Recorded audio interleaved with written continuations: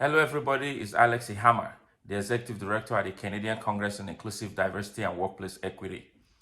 For far too long, leadership has been viewed from the perspective of someone taking charge over other people and perhaps project plans and situation.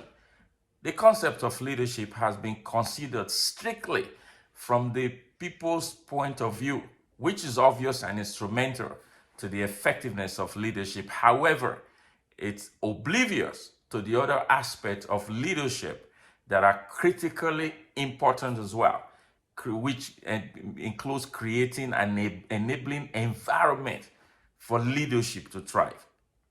Can you be effective in leadership if the work environment is not inclusive? Would you be considered an exceptional leader when those who identify as women in your team, in your organization, are not paid equitably when compared to the salary of those who identify as men for the same work? What about the systems in your organization? Are they discriminatory? Were they developed by people without a thorough understanding of the differences between equality and equity, which, by the way, many people in positions of authority are still grappling to understand?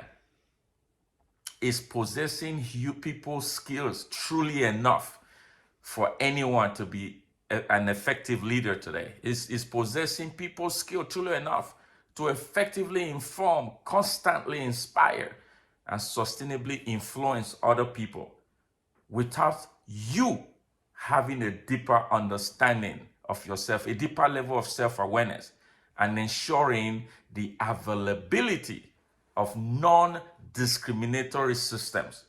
Listen, since 1999, when we have been helping organizations to develop corporate 3 to 5 year strategies and sometimes 7-year strategy to 10-year strategy for equity, diversity and inclusion, anti-racism and discrimination, we have learned that the answer to these questions is no.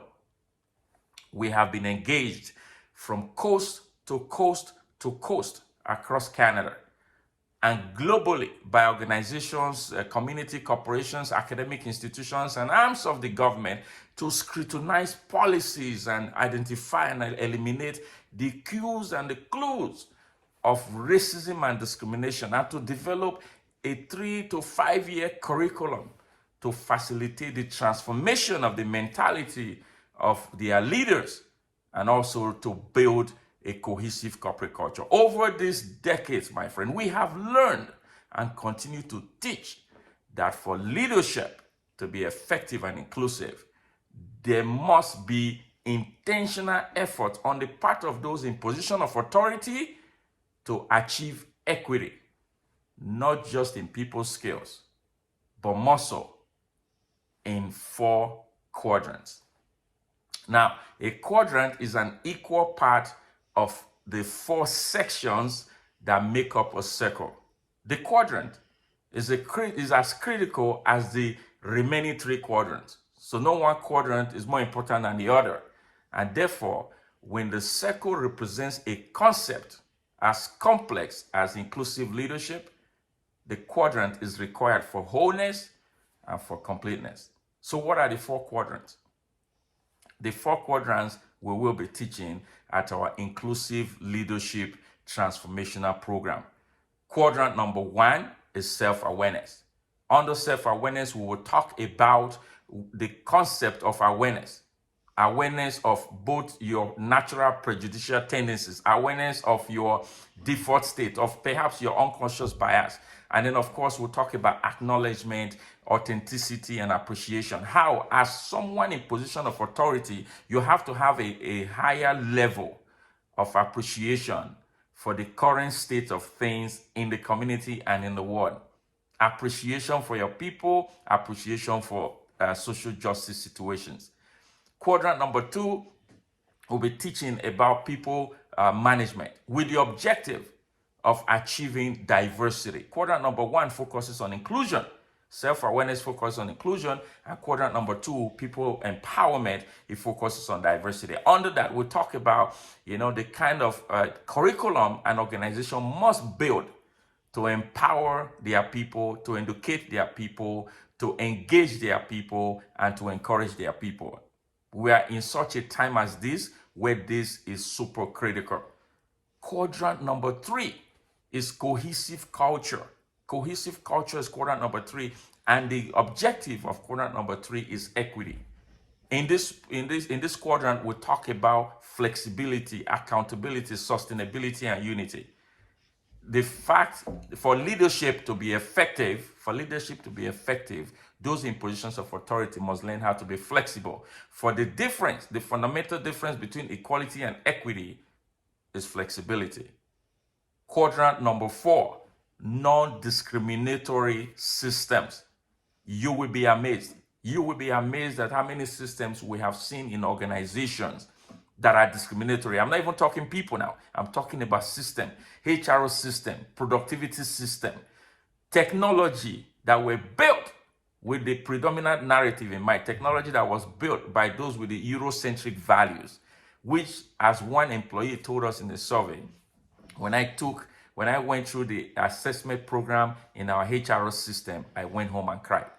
Because the system, frankly, is presuming everybody is of the Eurocentric value. The system is presuming, it was built with the assumption, perhaps unconscious bias, right? And that is thinking everybody came from Europe, so to speak. So we are finding that there are non-discriminatory systems in organizations.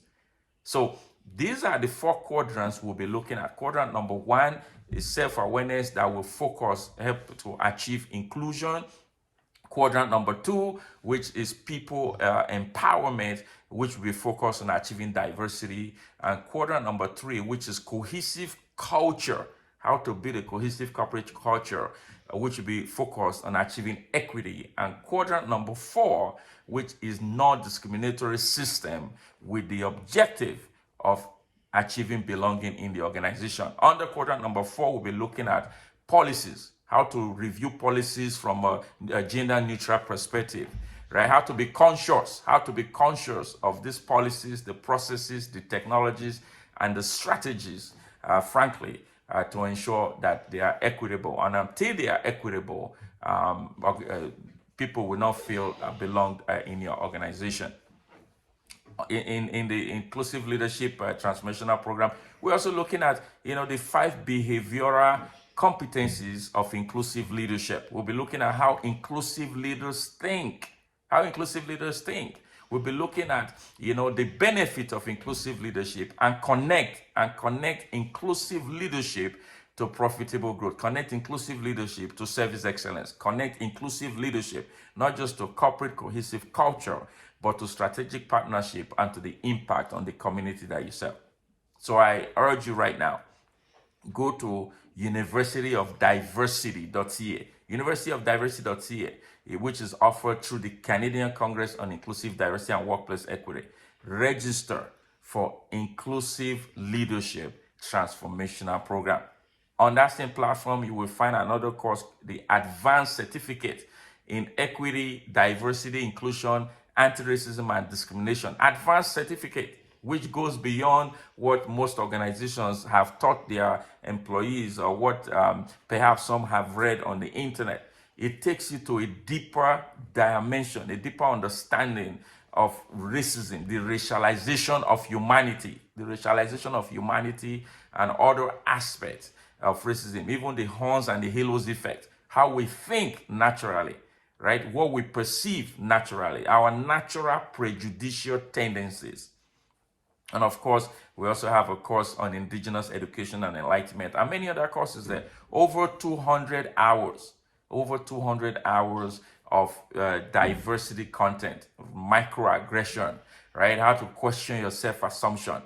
Listen, after over 2 decades, there are a couple of conclusions we've come to. Organizations will do their very best, to bring in speakers like me to speak and teach on diversity and concept of inclusion and social justice. But true transformation, we have learned, happens when you give your employee the opportunity to learn at their pace and at their place. When you give your employee the opportunities to go through a series of courses that they feel applies to them for the benefit of your organization. That the content, our content, has been used by many organizations around the world. Specifically in Canada, you want Canada Basketball, United Way, Bank of Montreal, CIBC, Royal Bank, Monetary Solution, City of Brampton, City of Toronto, City of Markham. Many organizations are now understanding the power of inclusive leadership and the essence of enabling those in positions of authority and their employees and their staff to have access to content that will continue to help them to transform their mindset, their methodologies, their ways, their thought processes, and eventually the culture of the organization. Again, it's Alex Ihama.